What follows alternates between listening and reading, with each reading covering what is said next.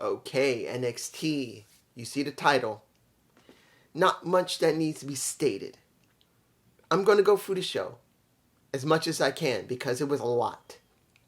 Then I'm going to give you my thoughts about Stand and Deliver. And if I'm going to do a review of it on WrestleMania weekend. Gallus versus Deadly. I don't even need to say much about Pretty Deadly versus Gallus. You know who won. Gallus won. It wasn't about the match quality. Nothing was wrong with it. It was fine, but you wonder, did they have time to really build it up? Could they have built it even better than what they had? I say yes, they could have. Next, the qualifying match for the NXT Women's Championship. As I said, I did tell you what was going to happen. I did say, I did say that when it came to Roxanne, she was going to be out. And they're going to have qualifying matches for her title. There's going to be a tournament. In this case, there's a qualifying match. And it's supposed to be a ladder match. It's not like it's going to be a tournament. It's qualifying for the ladder match so you can be at Stand and Deliver. And I do believe there might be, maybe, Sakamura will be there. I'm hoping Meiko Sakamura is going to be involved in that match. She might not, I don't know. I'm about to call her Tony Stark instead of Zoe Stark. Look, I miss Tony Stark from Iron Man. I really do believe Robert Downey Jr. is the best Iron Man that has ever been depicted. That's the reason why MCU sucks. But, taking away from that, do we get a good match? Yes. I will say about Sorika. Look, I actually like Sorika. I still say that her gymnastics is a lot more than her wrestling. This is a gymnastics. This is a wrestling. She needs to crank it back a little bit to be more wrestling orientated than being very, very gymnastics. Don't get me wrong. She's not bad on the mat. She does well. And she puts people over decently alright, like she did with Zoe. She put over very well when she got laid out. But I still believe that she needs to work more on her ring education. She needs to do more about understanding how to do the pacing because she still goes too fast for the work with anybody she's with. Way too much gymnastics when she really needs to do grapple. And the psychology of the match, where yes, there's nothing wrong with having gymnastics in your match. And she's very, very good at it. And she's still cute. Did I say that? Shame she has a boyfriend or married or whatever. But the point is, she really needs work. She still needs it, but she is in NXT for a reason. So hopefully, when it's this, it'll come like this. I'm not expecting to be this or this. She's more built for gymnastics than she is for wrestling. Lean on it, but not so heavily that it really hurts her performance. Next, we had the triple threat to become the number one contender at Stand and Deliver for the Tag Team Championship. That is, the former champs, Isla Dawn and the Alba Fire, who I knew were going to be a tag team. And when it comes to Niles and Paxton, never really felt anything from Niles and Paxton as friends or as a tag team. Never felt it.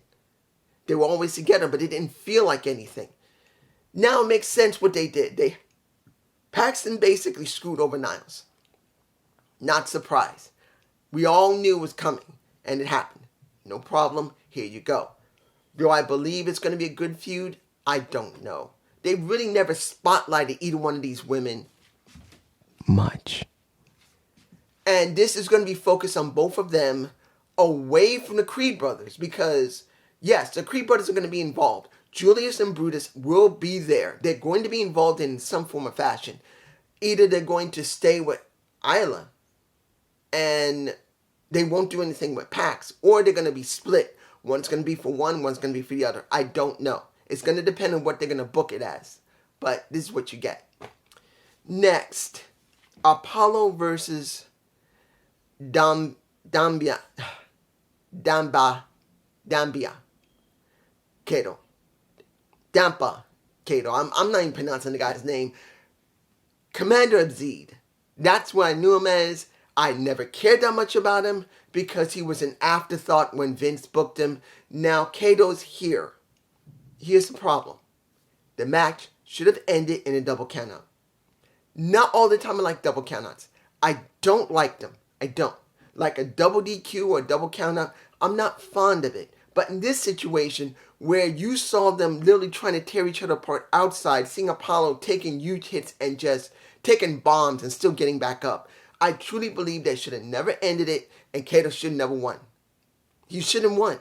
They should have just kept having the fight and pretty much either Apollo gets driven back or Kato gets driven back. Well, it would have been good if they just hit each other so hard that they both knocked each other out. That at least would have been different. But here, no. I don't agree with it. Even though it's not over, I just don't agree. The next qualifying match, Gigi Golan versus Kiana James. Now, Kiana has been wondered if she's cheating on pretty much Jensen. Let's make this clear. I think this is stupid. At this point, why are they still going with this angle? Where supposedly Kiana is cheating on him or using him. And Fallon is hell-bent to prove it. And Biggs is helping her. Which you see him in a duck costume trying to be inconspicuous. Where pretty much Fallon is wearing all black and a lot of cleavage is in. Anybody likes cleavage. But honestly, this angle is not working for me. It's just not. They already did the angle. They should have already moved away from it. By now, they should have already moved away from it. Fallon's getting angry because now Kiana didn't tell her she had this number one qualifying match for the ladder match. She didn't tell her. But since she hasn't been speaking to her because she still believes that she's cheating, this is really a waste of time. It is. And I understand they may be doing this for Isla Dawn and Alba Fire, so make it easy for them to get the titles. But honestly, as it stands, when it comes to the tag title picture for the women, they should have combined the titles of regular WWE and NXT. They should have combined them because at least then you would have had women going from each brand, making it mean something. Instead of just having so few women that are in Raw, SmackDown that can even do the titles there. And then you have a few teams here, but they're the same few teams that have been doing the same thing over and over again, or they weren't really wanting to stick together, or basically they've been put together as they just didn't have anybody else to use. It would have been better if they just combined the titles, but as you know, Vince didn't want to do it, and this is what we got. Now, I'll say this, knowing that Gigi won against Kiana James, it was fine. And then seeing the beatdown and then the subsequent talk afterward with Fallon and Biggs with Jensen, I'm just not feeling this. They should move away from it now. I'm not expecting Kiana James and Fallon to keep the titles. I'm not. I'm just saying they should move away. Now, let's see, that's 1, that's 2, that's 3, that's 4. Making sure I didn't forget anything. For qualifying, there we go. Okay. Let's talk about what JD McDonough and Dragunov was. Let me give it to you like this.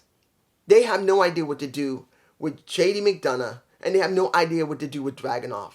Instead of making JD mean something, they used him to put other people over, which basically negates all that aggressive and dangerous type of energy he had that people knew what happened with him in Axiom. Look, when he bent Axiom's leg like this, he had so much heat and it all went away. All of it. He got nowhere. Instead of defeating Axiom when they had that, I forgot what the name of it, the Survivor match. I just feel like he just lost it. Now Dragunov comes back and Dragunov nails him, hurts his eye. Now you see him with Dragunov. And many people say, well, that's good. We know in NXT UK they did great. Well, we're not talking about NXT UK. We're talking about NXT where they don't treat UK wrestlers correctly? Let's be honest. Which UK wrestler do you believe has been treated correctly? Leave a comment below. Honestly, tell me, which wrestler have you seen that has been on the NXT roster that literally has gotten anywhere? The only one that had anything was Tyler Bates. And what is he doing now? Trying to teach Thea Hall how to be more calm. Look at JD McDonough. He's not doing anything. Dragunov, he's now back, and they got that feud going on, and they'll probably be okay. But what will happen after that? Nothing. Tyler Bates is not doing anything. What happened with Hudson? Hudson now, the only option he has, because of what he had with Andre Chase, that little talk that was after the Bates meditation with Thea, is you now care about wins and losses. The only thing you cared about was skimping around, not doing anything. You don't care about nothing, but now you do because Chase, you gave it to you, and you now got something. But then what do we have? We have Ala Rain with the mask, puts it on a pipe, saying, join us, anyone? You want to join? The only option he has is now to go to Schism, if he goes to Schism at all. And there's no guarantee when he goes to Schism it'll mean anything. The only person that has been given anything, and I know people are going to say, well, you're kind of glazing over Grayson Waller and what's going on with Johnny Gargano. I'm not. This is not about Grayson Waller getting anywhere. He is somewhere already. But does that mean he's going to be somewhere later? I'm hoping he will, like all the UK wrestlers, female and male. But the question is, will they do it? Now, also the segment about we were going to have the open challenge. There was a big smudge fight. Axiom was supposed to get it. He didn't get it. Now Wesley is angry. He wanted to go up against 10 guys at Stand and Deliver, and we all know that HBK really likes Wes. He really does. And that makes me happy because Desmond Xavier has been my boy. I've said this for years when it came to Impact Wrestling, that he was different. He had something. More than Wentz, more than Trey Miguel. And not taking nothing against Trey. Trey has been doing some damn good work as a heel now. But I knew there was something special about Desmond. I knew, as Wesley, I know he's got something. And now you can see Shawn Michaels really sees that. And now it's Stand and Deliver. Instead of being a 10-man, it is now a fatal 5-way for his title. I'm just happy about that. I'm happy to see it. And they are doing something with North American Championship. Everybody's ready to rip the head off of a Wesley to try and get that shot. So I'm fine with that. At least they are doing something with it compared to the main roster, which is a lot more messier. Now, what else do we have here? Okay. Roxanne Perez. They're saying that she is injured. Not saying she's injured. They don't know what's wrong with her. They checked to see if she had a cardio problem. She didn't. The doctor said they checked to see if she had any type of problems, and they scanned her. Nothing. All the readings are clear, but they don't know what happened. They don't know if she was dehydrated. They don't know if she had a concussion. It doesn't seem she had one. And they don't know if she had a cardiac incident. So they're saying she cannot wrestle until they do more tests. So that's the reason why they did it. I still believe Meiko Sakamura should be the next person that is going to have this qualifying match, so she'll go into the title picture at Stand and Deliver. And I will tell you, I am hoping that she's doing it because I do believe Meiko Sakamura should be the next champ. Let's see. What do we got here? Tony and what? Let me give it to you like this. Seeing the segment with Braun Breaker acting stupid like this is the, admittedly, I've never seen the Goodfellas. I never did. I couldn't get to see it. I'm sorry, guys. Everybody said, wait, you never seen Goodfellas? No, I never saw it because I never could get it. I didn't have cable. Couldn't afford it. But seeing they're doing a little bit of Godfather, a little bit of Goodfellas, a little bit of Paisano, and all that kind of stuff, it's like kind of really corny. And pretty much Tony's making it very clear, what do you think, this is a movie or something? But they're trying to say, look, if you want, we'll take out his knees. He says, no, I got this. I want this. It's cool. But then when Tony talks about gold, you think he's going to go after Braun, but no, because of what happened with Stacks. He says, I want us to go after tag gold. I want us to be a tag team. Fine. I got no problem with that. Let them go into the tag division for a little while. Not long, but for a little while.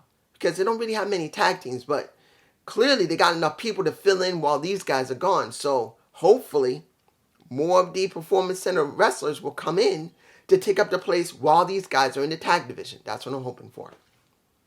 Let's see what else. Johnny. 2 more things left before I talk about Stand and Deliver.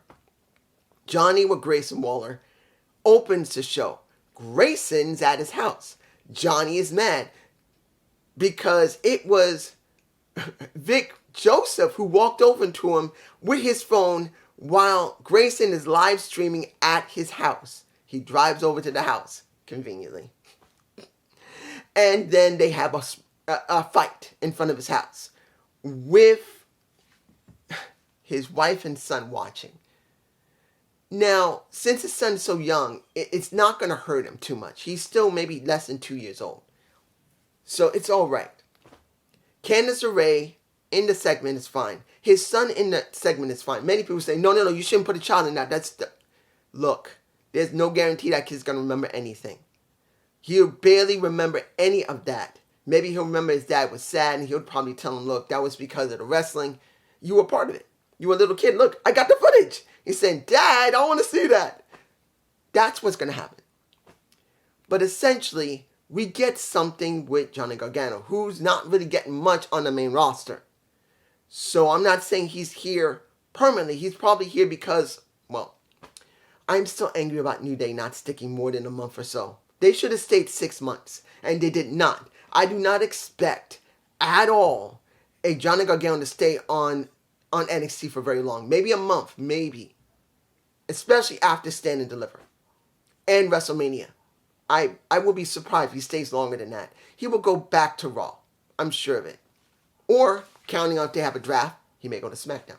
Never know. But the fight was fine. Now we're going to have this added into Stand and Deliver. Finally, if I'm forgetting anything, I am sorry. I know I forget something. I always forget something. But we had the ass kissing of the contact sign. We got an ass kissing from him, Carmelo Hayes, to a little bit of Braun Breaker and back again. And you get Pretty Deadly is now the host of Stand and Deliver. I don't want to see Pretty Deadly as Stand and Deliver hosts. But that's the ones they stuck because of what they did with Gallus. They just whooped their ass very quickly. They wanted to get it over with and just make them the honorary host. Was it a good segment? No. You know why? It was too long. They already said what they needed to say. They were already hitting 10 o'clock. They hit roughly almost 10:03 when they destroyed Pretty Deadly because they wanted drama. But they could have ended it just before 10. They had the 4-minute segment telling each other, look, we know each other. We want the best out of each other. And that could have ended there. But no, they dragged it out too long and it showed the weakness of their mic skills towards each other. Because Carmelo's good on the mic. He really is very good. Braun is not that great on the mic. He's so sometimes. Sometimes he got it and it's good. It's not great, but good. And then he's so, and then he's par below that. When you look at both of them trying to go back and forth, it was sloppy. It felt sloppy. After about 4 to 5 minutes. It did not need to be that long. These two together do not have chemistry when they talk. Particularly, it looks like they were trying to remember, at least when it came to Braun, he was trying to remember his lines. And then Carmelo trying to make what he said important back. It felt like he tried too hard. And Braun was trying too hard to remember what he had to say. This is how it is. Braun was trying too hard to remember what he said. And Carmelo was trying really hard to make it mean something right back to him. Not that he couldn't remember what he needed to say. But he tried way too hard. That's the way it felt for me personally. Doesn't mean that it was bad. The first 4 minutes, golden. Fine. There was no problem. But after that, no. For me personally, it didn't need to go that long. So was this a good show? It was a smudge. It was chaos. It was meant to be chaos. I know I'm missing more stuff here. There's other stuff I can mention, but one, I've forgotten what it is, even though I wrote it down. I'm trying to remember it. And the other one, I think I should just leave it for next week due to the fact that they got to elaborate on it. What are they going to do with Starks and Tony D? What else are they going to do? Are they going to do something with Gallus next week? Are we going to see Dijak, especially after his finger's been dislocated? What will happen next? It's going to be a big question. What happens in NXT the next couple of weeks going into Stand and Deliver? And this is my thoughts on Stand and Deliver. I am not going to do a preview of it. I just don't do those. But I am going to say this. Stand and Deliver is supposed to be on Saturday at 1 o'clock in my area. No. I am not going to do Stand and Deliver on WrestleMania. Just not going to do it. I'm going to be tired because that show is going to be at least 2 or 3 hours. And then I have to do the next day. Well, let me give you like this. Night 1 of WrestleMania. You're going to have Stand and Deliver a small amount of time, and then WrestleMania Night 1 on top of that. How many hours is WrestleMania Night 1 going to be? 5 hours? 5.5? And then you got another 2 hours of Stand and Deliver on top of that? Or 3? That's 8 or 9 hours for me not doing it. And then next week, maybe I'll do it Monday. That's what I'm thinking. Because we still have WrestleMania Night 2.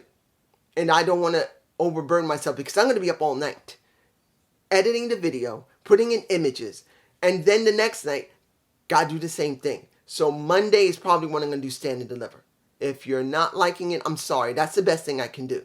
It's better that way because, and this is why I believe, Stand and Deliver, I'm going to say this right now. Stand and Deliver, it's not going to mean much.